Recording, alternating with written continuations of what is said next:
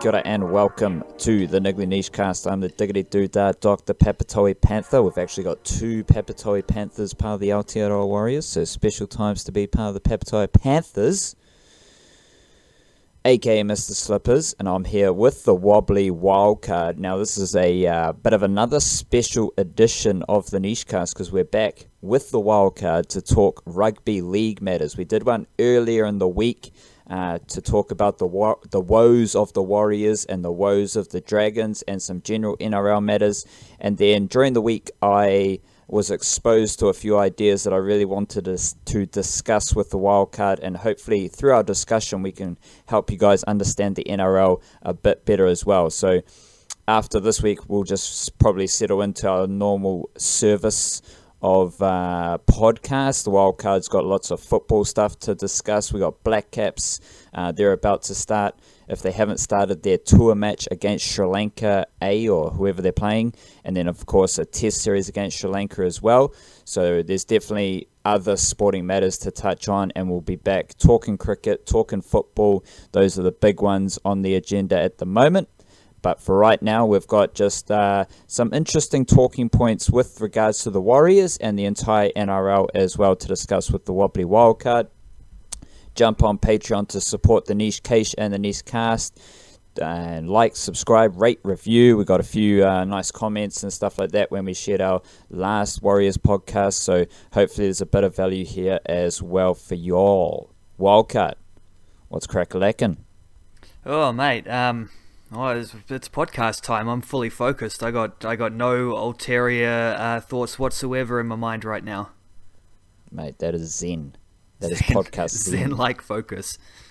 That's where you want to be for a podcast. Now, during the week, to kind of spark this whole little tirade off, there was a little thingy written in one of the mainstream media outlets here in Aotearoa about the Warriors being in a position where they can't, they're stuck in terms of their roster because they've got so many players under contract for a couple more years.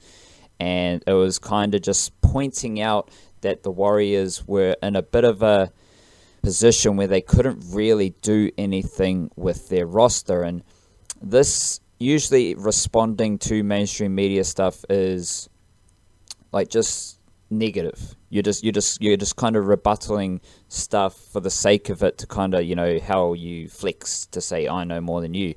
But that I felt that energy against what was written about the Warriors being unable to rebuild because they were quote unquote already built, because it just didn't seem true or logical.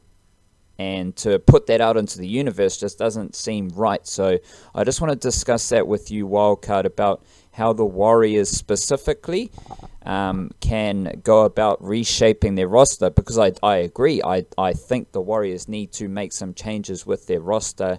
And they need to get some different players in there. And then this will morph into another discussion about style of play, because also during the week, I had started watching this a couple of weeks ago, a Matty Johns podcast episode with Cameron Smith, and it's a fascinating listen. I want to talk to you, Wildcard, also about Cameron Smith at some stage, because I kind of love the dude, and that's a weird place to be in, considering he's one of the most disregarded people in rugby league, despite being one of the greatest. But Cameron Smith was talking about style of play, and he was talking about how 2017, the Melbourne Storm, they won the premiership, and they really started to integrate shifting the footy around, as well as integrating that more expansive style of footy with the Melbourne Storm style, which is typically hard and fast up the guts. And to bring it back around to current Warriors stuff, this week they play Manly Seagulls, who go straight up the guts. They got Whanua Blake, Marty Tapau, Jake Trbojevic, Tom Trbojevic lurks around the ruck. You've got Dylan Walker, Daly Cherry Evans, who are going to run the footy anytime they can. Apisau Kodasau and Manasi Fainu are excellent themselves, and they just plough straight through the middle. And being able to stretch the footy out wide, then plough through the middle, just opens spaces all over the show. So all of these little separate talking points do flow together nicely. And I'm going to start Wildcard by getting your opinions on like how stuck do you think the Warriors are in terms of their roster? And I'm going to set the scene here and saying that no NRL club can ever be stuck in terms of roster because NRL contracts mean absolutely nothing. It doesn't matter how many years you've got on your contract or the value of your contract. Any NRL contract can be moved, deleted, or anything else. There's no rules, regulations around these contracts. There are rules and regulations, but they're designed in a way that there might as well not be. So does the idea of any NRL team being stuck with their current roster, and it's under that veil of illusion, because you can look at a roster like the Warriors only have I think they've only got Lingy Sau, Isaac Luke, and Blake Ashford coming off contract at the end of this year, so that automatically makes you think that they are stuck with this current crop of players. So how do you view the stagnant nature of a roster in the NRL compared to other sports when we've seen time and time again NRL contracts mean nothing? Yeah, I mean, like, it's not too hard to wiggle out of a contract, is it? It happens all the time, and it's not like the NRL is at the point where you're getting, like, these guys are getting, like, NBA, NFL type, like, football, European football immense dollars like, on their contracts to where like that you can't be bought out, to where to where it's more beneficial for you to do what Gareth Bale's doing at Real Madrid right now and just sitting not even in the match squad playing golf because he's earning like £400,000 a month, a week or something like that, which is just like mind-boggling amounts of money. But yeah, economics are broken when it comes to global sports. But the NRL isn't. It's a singular country league. It's not like it's on that level yet, and it's one of those things like I'm real keen for the NRL to get more American in the way it's run. I think that if the NRL can take the best aspects of the NBA and the NFL, I think that's just like an ideal place for this league to be. And I mean, there's a few different ways they can go, but one of the ways I would like them not to go is that, like, there's no draft in the NRL. There's no draft system. So this idea that you get from a lot of American sports, which is quite a toxic thing really, and it's very American, like all or nothing. There's no in between when it comes to Americans. It's why they're often very dumb at arguing about things. It's why their politics are completely broken, by the way, because it's one or the other. There's no middle ground. But there's no draft system in here. So in the NBA, for example, if you're struggling, if you're in the middle, if you're just going to miss the playoffs, if you might sneak into the 8th seed, but you've got no hope of beating a top team, and you know you're going out in 4 or 5 games in the first round, you're not really in a very happy position because you can't see the avenue to getting upwards because everyone's being paid so much money. You've got to move contracts. You've got to get smart about things, and you've got to bring out your inner Sean Marks and work on that roster. The easiest way to do that in the NBA is by tanking and getting a high draft pick and bringing in not for free, because the top few draft picks still have a relatively decent salary, but if they're as good as they're made out to be, then you'll be getting value on those dollars there. But obviously that's not a problem in the NRL, and if guys can wiggle out of contracts as easily as they do for many of those reasons, like, this is why the NRL is such a competitive league, is because there are no real bad teams, because teams don't have to sacrifice winning. There's times where, I think the Knights a few years ago, the Bulldogs more recently, you've seen maybe winning isn't the ultimate priority, but it doesn't take 5 or 6 years to rebuild. Like, I was listening to a Zach Lowe podcast about the NBA recently, and they're talking about the Sacramento Kings. They haven't been in the playoffs since 2006 or something like that, apparently, which is just an outrageous amount of time. I doubt there are too many. NRL teams that are in a similar situation there. Like, there aren't many NRL teams that have bottomed out to that level, and when they do, it doesn't take that long to get back up there. So I don't understand. Like, what was the logic of the Warriors not being able to rebuild, or rather having to, I guess this is the theory, is that it's that same idea of you have to tear it down to build it back up again, but I don't really get that. Like, if you trust in the coach that you've got, and I guess they have to at this point, if you say we've got a Dally M winner at fullback. We've got, one of the best wingers in the league. We've got, top pretty handy players in a lot of different positions. We're just maybe missing a couple front rowers and a ball playing back rower. Like, if you're that close, why do you need to rebuild? Like, why are the Warriors, who are still only 3 points off the 8? I don't understand exactly what the idea of them being stuck in this position, like, what are they stuck in? Why are they not losing every single week? They're pretty competitive most games. They're just a couple guys short, which seems to me more like something you can just sort out in the next off season with a couple big signings for next year. Like, it doesn't seem to me like they're so broken that you need to rip it all apart and build it back up again. What that sounds to me like is more ongoing fan frustration, rather than judging on what you're seeing happening on the field and what the trajectory of the club is in terms of how the squad's being built, how the coaching is going, all those kind of things, the structural ideas there. Rather than judging on those, you're judging on just fan fatigue from saying, these bloody Warriors, they let me down every year. What am I doing? They just need to rip it up and start all over again because I'm frustrated and I'm angry. Like, is there actually any logic behind that? Because I don't quite see exactly how... first of all, I agree with you. I don't see how they're stuck. But second of all, I don't even see why they need to rebuild. Like, what's so wrong that rebuilding is the only answer? I think it's the premise of the idea is that the Warriors only have 3 players coming off contract, and then it's that kind of there is a status quo of mediocrity that has been embedded in the Warriors, and when you come from that standpoint, then you look at the roster and you see, only 3 guys are coming off contract. Everyone else is locked up, and Adam Blair's not playing the greatest footy. Blake Green's not playing the greatest footy, and oh my gosh, Leeson Armau hasn't really been the superstar we thought he was going to be, and Lachlan Burr, he's kind of big for nothing, and those type of ideas come in, and you just think, well, there's no new funky energy coming into this Warriors team. But to go back a few steps, you mentioned the idea of building a team, a club up over a long period of time, and I just don't think that's unless you've got a new coach coming in, which Stephen Kearney is. So I mean, if we still need to be operating under the idea that Stephen Kearney is at the start of his Warriors journey, like, sure, he's not in his first year, but he's still closer to the start of his process than to the middle, to the end, and everyone at the Warriors seems to have faith in Stephen Kearney as a coach. So we need to, on the one hand, I don't think the tanking and the building up over a long period of time quite applies to the NRL. I think you can pivot and make subtle changes to just maintain a sense of relevancy, and I think you're seeing it with the Newcastle Knights. They went full 76ers to completely overhaul their entire club,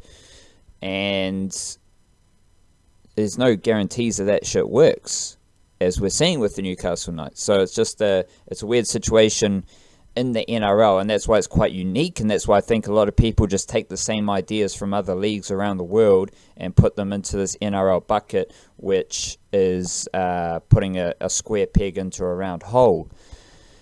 This Warriors, I think a lot of it just comes from having the same stuff happen over and over again, and then also the lack of identity, the lack of a style of play that fans can't quite resonate with. I think that's a major issue for the club, that they have that lack of identity and lack of style of play just causes people to think that nothing's happening. Nothing's happening at the Warriors, and that it's all just the same old. But then again, you look at like what we have this week, and you have no Isaac Luke, you have no Carl Lawton, you have no Nathaniel Roach. Those are your first 3 hookers. And you've got no Cody Nikorima. So suddenly you've got Chanel Harris-Tavita, he's playing in the halves, Jazz Tavanga's starting at hooker, and Adam Kieran's coming off the bench, and you've got a serviceable team. So it's just like, as I said in the last episode, the Warriors' depth is all good. They've got decent players. Like Jazz Tavanga is effectively the 4th string hooker. And if you get to the fourth string hooker of any other club, you're going to be, struggling to win games of footy. And I think that's just a good sign for the Warriors. What do you want to know, Wildcard? What do you want to know? I lost myself. Yeah, first off, there it's I think a lot of what you're saying there, and that's I guess it comes back to whether or not there actually is a culture of just, I don't know, stasis, of like ennui there with the Warriors, like just that sort of negative vibe of them repeating the same mistakes over and over. Whether or not that's real, or whether that's just a perception based on the fact that the Warriors struggle because they're in a single market. Like, they're the only team that gets mass focus. If you're living in Sydney, you're hearing stories day in, day out about the problems with Manly, the problems with St. George, the problems with Parramatta, the problems with, whoever. Like, it's just going over and over. Like, there's a lot of teams there. There's a lot of different focuses they get. The Warriors are in New Zealand. They're the only NRL team in New Zealand. They have the entire New Zealand media looking specifically at them. And when that's the case, you see patterns that maybe you wouldn't see otherwise, just because you're looking too deep, like you're looking too hard for these things. So whether or not that sort of negative psychic energy about the Warriors is real or not seems to have or whether it's just perception, seems to be the main sticking point. Because if you say this is just, we're just looking for this because they haven't been a very successful team over the last since 2011 or whatever. Well, if you're seeing that because you're looking for it, you're going to see it everywhere. If you're looking at it from saying like, well, the 2012 team doesn't actually have much effect whatsoever on the 2019 team. So the 2019 team really only should be compared to 2018 and 2020, like, what they're immediately building from and what they're building towards. So I don't know. I think that's probably a hold up. I also think some of that stuff sounds less like a wider cultural problem with the Warriors and more just, like, dare I say it, coaching.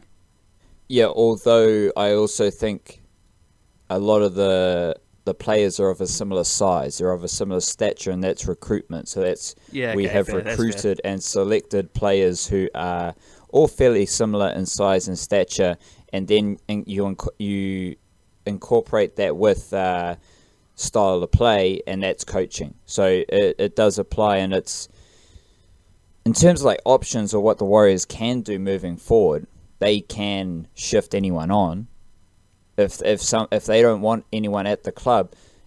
Any one of these older veterans who everyone hates the contracts of Adam Blair, everyone hates the contracts of Blake Green. They hated when those were signed because they were like 3-4 year deals, and everyone only thought about, the last year of that deal's going to be terrible, instead of, what's the value now? What's the value, because and at the time I talked about this, those last few years of any deal of an older player don't matter, because if it's not working, you just move that player on. That's the business. And so it doesn't matter like how much you've signed a player for their third year of a 3-year deal.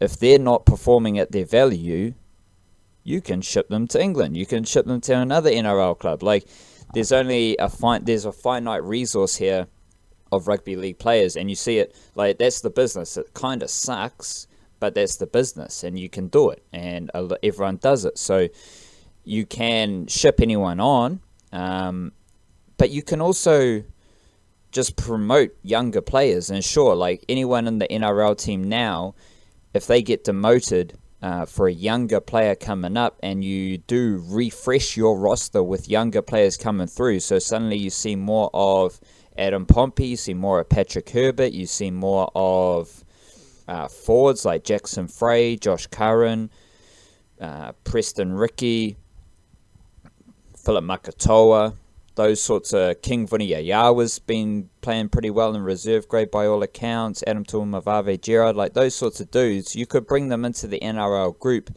and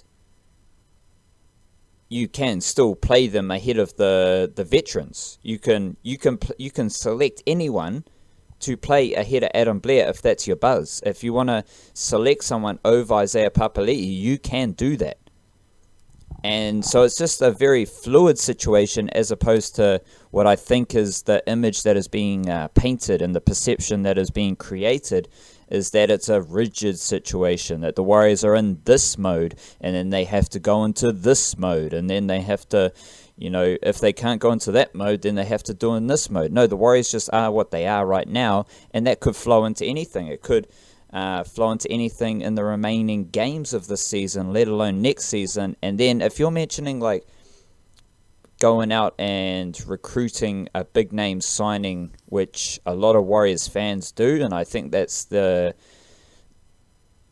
easiest and kind of the laziest way to offer help to a club is like if you see your club struggling, you just say, oh, I will just go out and sign this player, and there's a whole lot of variables that people don't take into account. But I would rather see the Warriors promote from within, and that, as I mentioned in the last episode, that is how you ease the salary cap situation.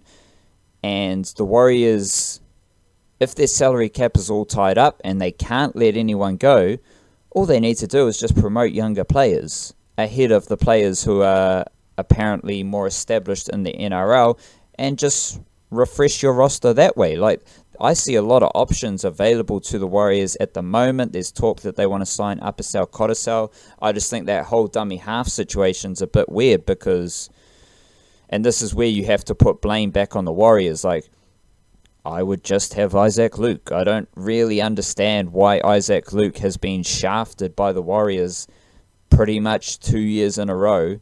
Like, they re-signed Isaac Luke last year because situations didn't pan out quite as they would have hoped in terms of injuries and suitors for Isaac Luke, and they're going to shaft him again this year. Like, I don't really understand that. I don't understand why Isaiah Papali'i just has he's pretty much Mitchell Santner.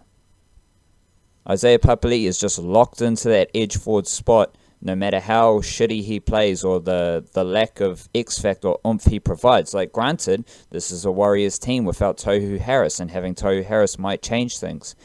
And that's why Isaiah Papali'i's played a lot of edge footy this year, because there is no Tohu Harris. But like Mitchell Santner being selected in the test squad and just given a free rein in the test squad, Isaiah Papali'i's there. That's coaching, and that's kind of epitomizes just a weird situation in terms of roster makeup and then selecting those players to do a job as well. So looking from that sort of perspective then, is that what you would suggest for the rest of the season and, moving forward, is just like edge out a couple of these fellas who have gotten a little too comfortable and nudge a few from the reserves up to first grade and A, see what they've got there, but also B, like just try to get a bit more of just refresh things a bit and, get some fresh energy in that team there? Is that like your recommended course of action for the next few weeks? Yeah, if it turns out that they can't make the top 8, then you bring in younger players and you see what they can do. And if those older players, those more established players, they have to respond. And it's how you respond to matters that determines the outcome. And that's the thing that I think a lot of people overlook, is they overlook the options that the Warriors have in their reserve grade team. Because, like, you look at centre, where Patrick Herbert was pretty okay for a couple of weeks, and then he got dropped, and Blake Ashford, he got injured, then Blake Ashford came in, and Patrick Herbert has just been sitting in reserve grade. So this reserve grade team that has been named for this weekend's game against the Rabbitohs, Adam Pompey, decent outside back prospect. The centre pairing for the reserve grade team is Patrick Herbert and Tane Milne. You know Tane Milne very well, Wildcard. He's a fantastic centre, and he has been playing edge forward as well. So that's your outside backs. You got a couple of young wingers in the reserve grade team as well. Hayes Perham's a gun youngster. Paul Turner's been playing fullback and the halves in reserve grade.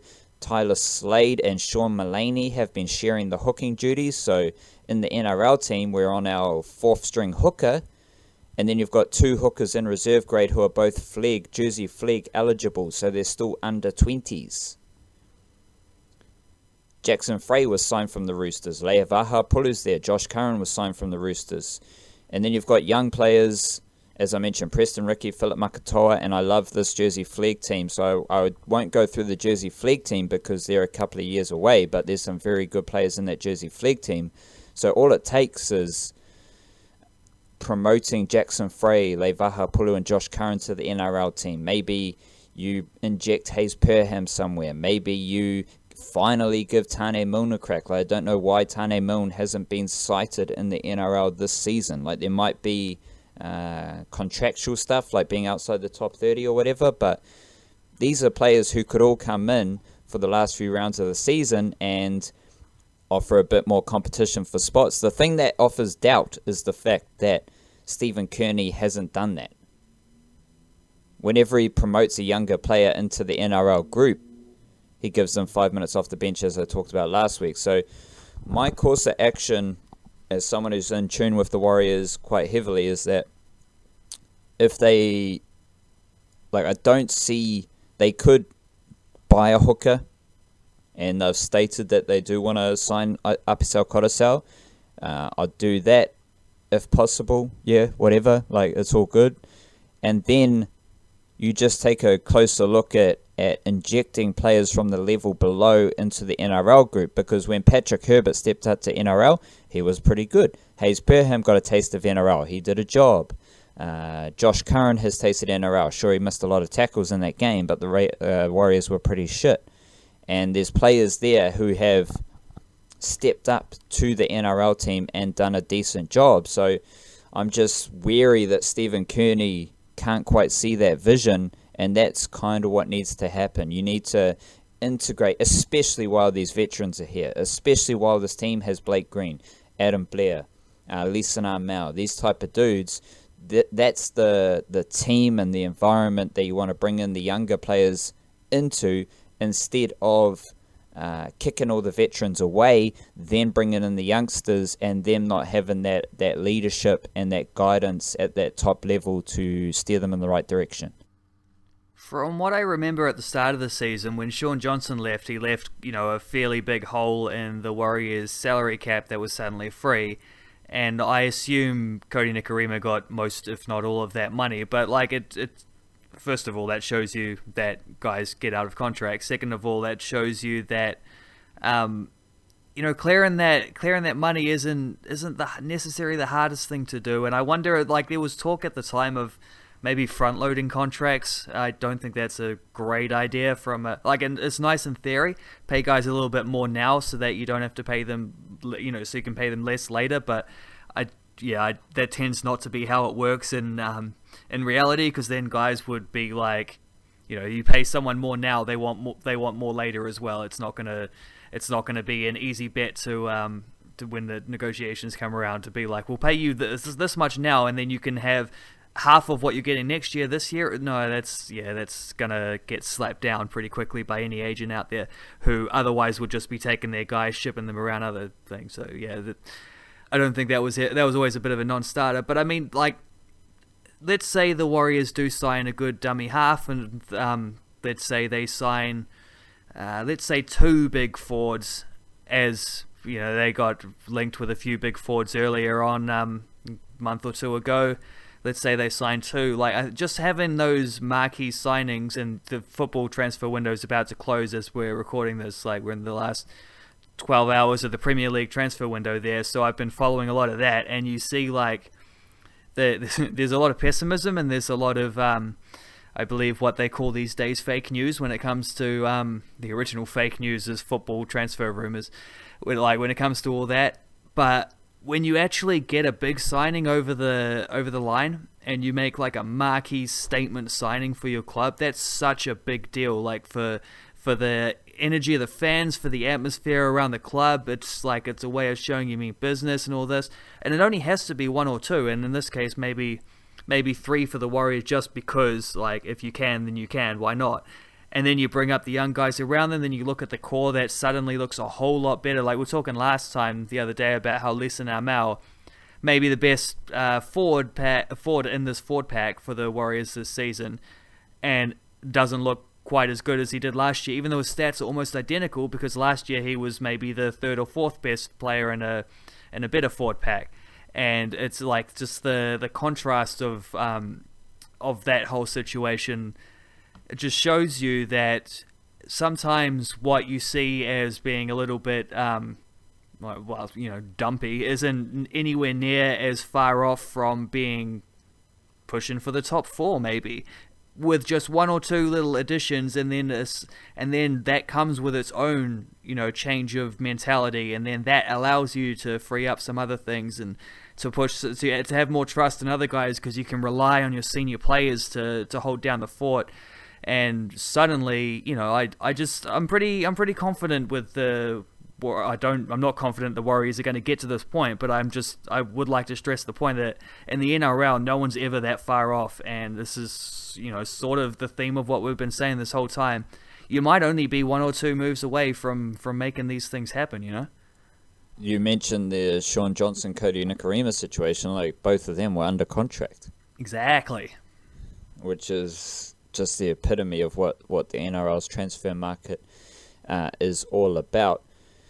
I can't see the Warriors making a big signing though. Like I can't see, and that's the other weird thing. The trick, is that you mentioned, they were hunting around Matt Lodge, and they were also hunting around Jake Turpin, and they were also hunting around Dylan Brown earlier this year for the Parramatta Eels. Like for some reason, the Warriors have been in the mix for all these signings, and I can't figure out if that's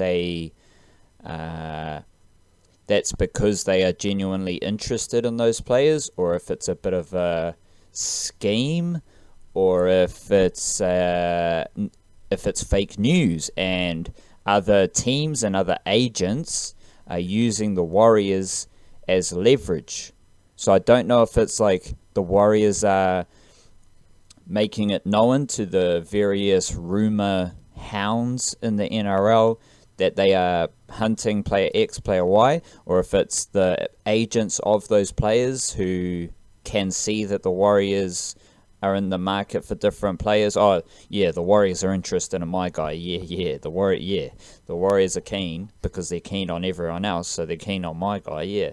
Like, I just can't get a read on that situation, because that's been the big difference this year, is that the Warriors are suddenly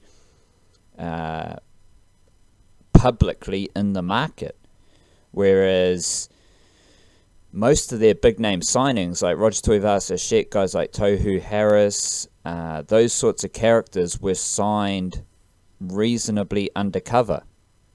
Like even the Cody Nikorima situation, there was like rumor and innuendo brewing around it, but it was kind of a situation that happened and was wrapped up very quickly. Adam Kieran, Jackson Frey, Josh Curran, Adam Pompey, Patrick Herbert, Tane Milne, they all just arrived at the Warriors and no one even like really knew what was happening. So on the one hand, you've got this kind of shrewd business approach where the Warriors sign players without much hype around the signing. And by, like, obviously when you sign a player, there's hype, as you're mentioning with your football example. But the difference between the players they have actually signed, from the high-profile ones to the likes of Adam Pompey and Jackson Frey, to the players who the Warriors apparently want to sign, and how they go about those two different situations is a weird situation in itself, Wildcard. Like, they are very low-key and they are very kind of secretive about the players they do actually sign, and then they are apparently in everyone's business on players they might sign, even now with Apisa Coruscant. So it's just weird. When you put it that way, it sounds like you're probably leaning a little bit more towards those, agents looking for leverage and stuff. And it's absolutely been something that's happened in the past, is the old, Warriors are interested in offering so-and-so a 3-year deal, and suddenly they sign a 3-year deal with their current club as a new contract kind of thing. It's been done. It's probably in the first chapter of the sports agent's playbook, so it's certainly something you have to watch out for. But I mean, when it came to Matt Lodge, that was such a dumb situation because, first of all, like, Matt Lodge shouldn't be playing in the NRL. I don't see why there aren't other big forwards out there who can do exactly what he does, who haven't, threatened to murder people and, done horrible things and had their contracts torn up and not done a massive amount of rehabilitation, technically speaking. Probably rushed back in by the NRL just because there was a bit of power there with the Broncos. And I don't want to get too deep down conspiracy corner here, but fact is that dude has very, questionable personality, and suddenly the Warriors, who have been trying to build this big cultural thing, linked with him heaps, and it sounded exactly like that. He's going to re-sign with which I think is what's going to happen. I don't know if he's done it yet, but he's going to re-sign with the Broncos if he hasn't already. But the thing is, Kearney was asked about this, and he didn't deny it. He sort of pretty much strongly, look, we're looking to sign players who can help our team, and just say, especially with a guy who was a controversial figure and was going to draw some heat if you admitted that you were looking at that, why bring that upon yourself when it's not even a guaranteed transfer? I get there's the whole thing, the NRL registered him, it's not our problem. The NRL said, okay, fine, but why bring it upon yourself when it's not even a real thing yet? I just thought that was a strange thing, and I'm struggling to pick out the pattern between these things, because is it just the Warriors mid-season are suddenly a bit more desperate than they were in the off-season and trying to ramp up they thought they would be further along than they are currently under Kearney? I don't know.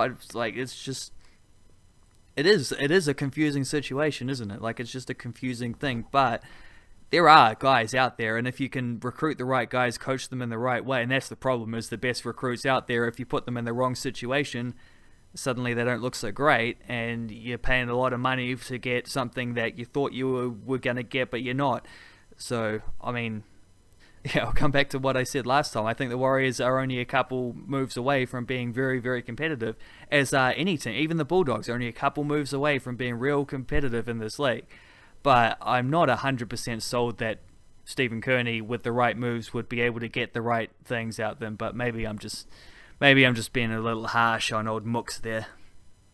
Well, that's something that could be explored, is that by promoting younger players who have developed in the lower grades during the time that Stephen Kearney has been the coach, those players are going to be better versed in what Stephen Kearney wants at the NRL level, as opposed to players who have come to the Warriors, or of players who have been at the Warriors before and have had to adjust to Stephen Kearney. I think there's a couple of players who have potential to step up into the NRL team who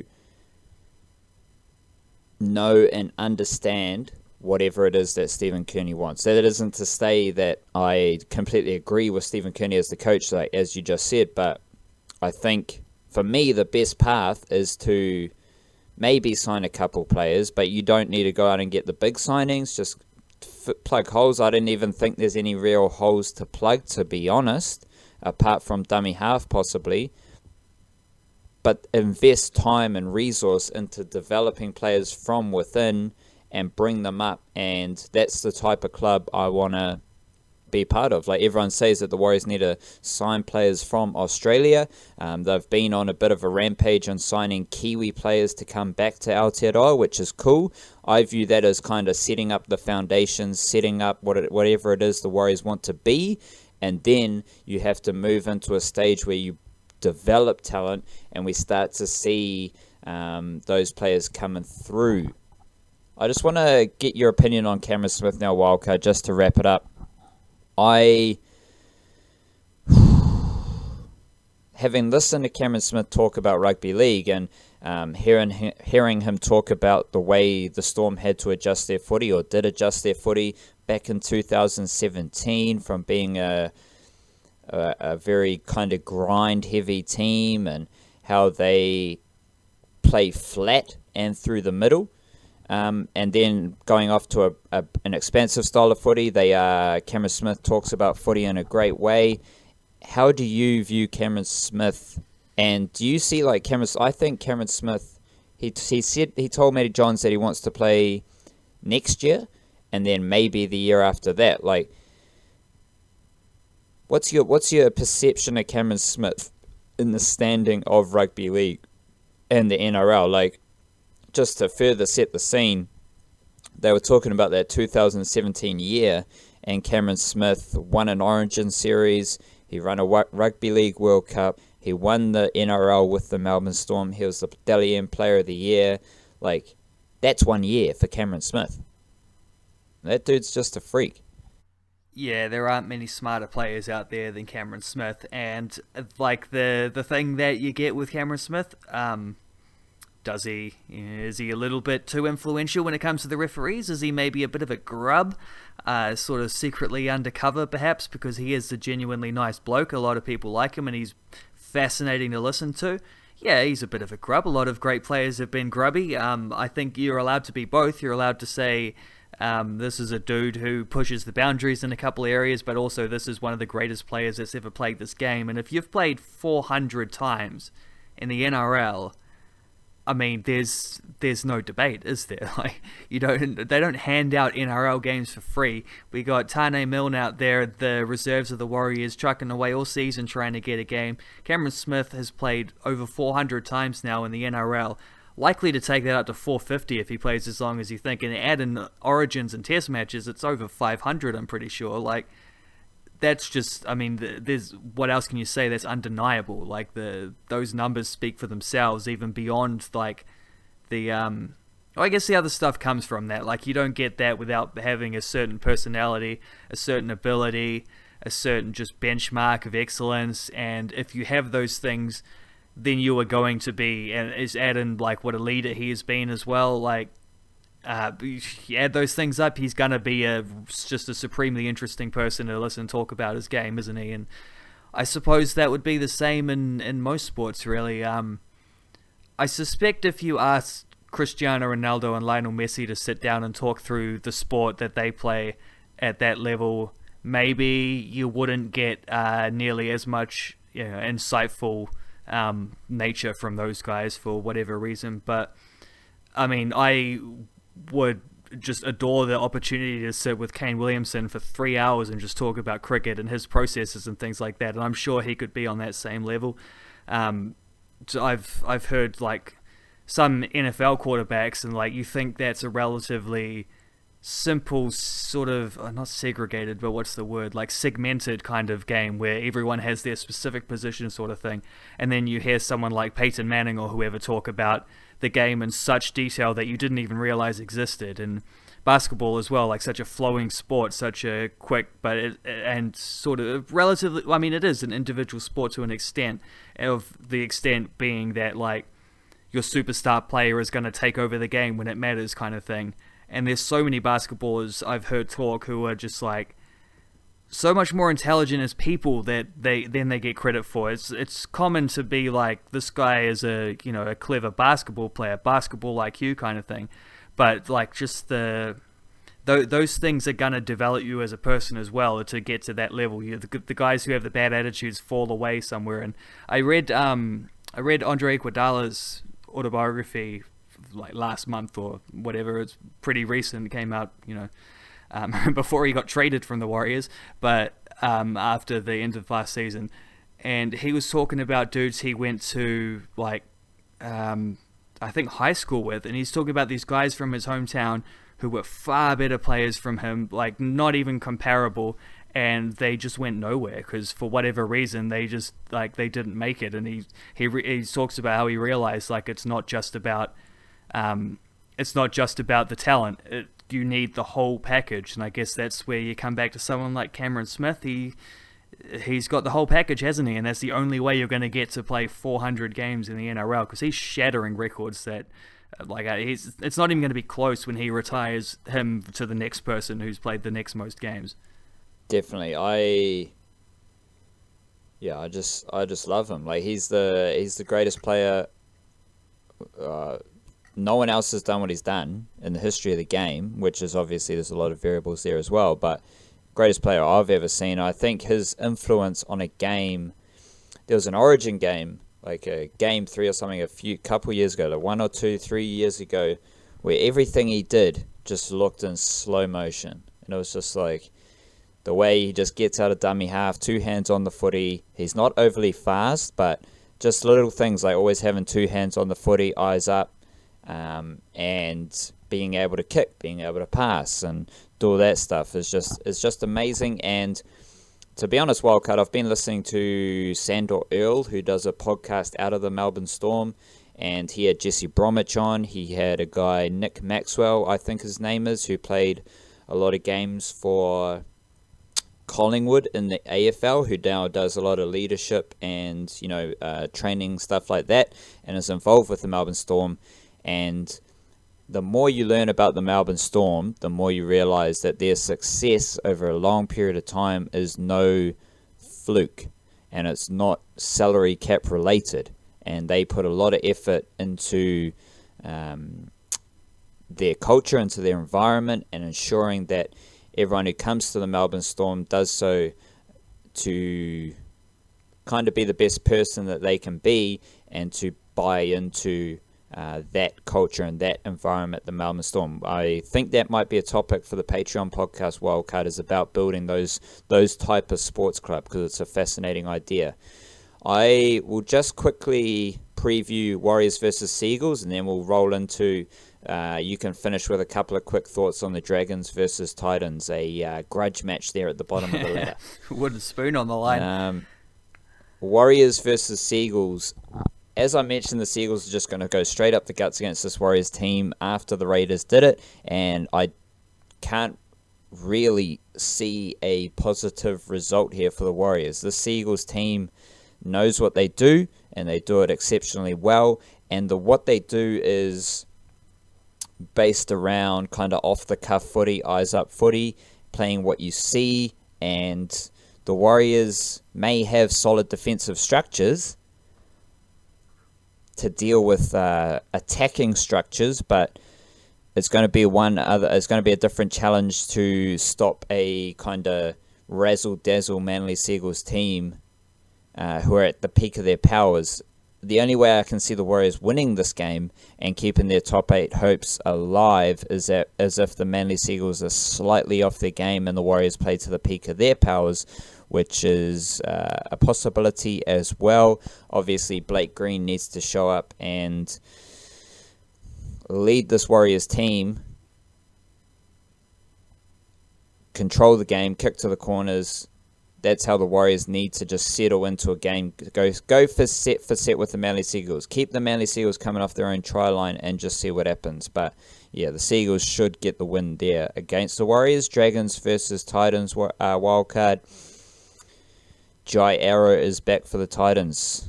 Begin, and the floor is yours to talk about the Dragons and how they're going to defeat the Gold Coast Titans. Oh, I'm not too bothered, to be honest. The season's done. It'd be nice, like we were talking before, let's promote some young fellas for next season and get a head start on that one. Well, they've been doing that all season, so that's not really something to worry about either. It's very important to get a win because they've been humiliating themselves for a long time, and to lose to the Titans at this point in time would not would only add to that humiliation. But I don't think the Dragons are terribly far off. The last 2 weeks have been extremely close. They just couldn't complete their sets in the Parramatta, the red zone as they call it in the NFL. They're just when they got in good attacking positions, they dropped the ball too often.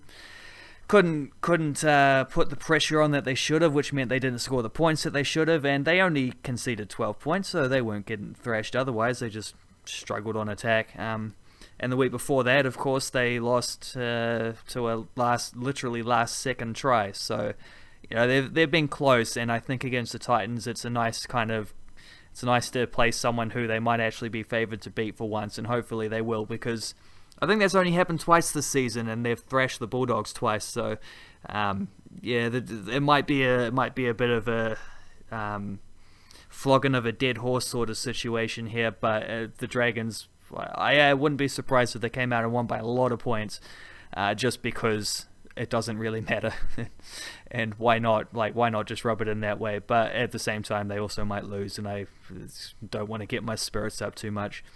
I just bugger them at this point. Bloody Dragons. Bloody Dragons, bloody Warriors. It's the story of our lives, Wildcard. We'll wrap it up there, and I will be back after this weekend's footy just to settle back into a rugby league groove. It's kind of a weird stage of the season where some games matter a lot and other games don't matter a lot, so you kind of got to take everything with a grain of salt and just the calm before the storm of finals footy. And yeah, we'll talk about some football antics, we'll talk about some Black Caps cricket as well, so stay tuned on the various niche cast channels however you listen to it. Otherwise, kia kaha, stay beautiful, catch you next time.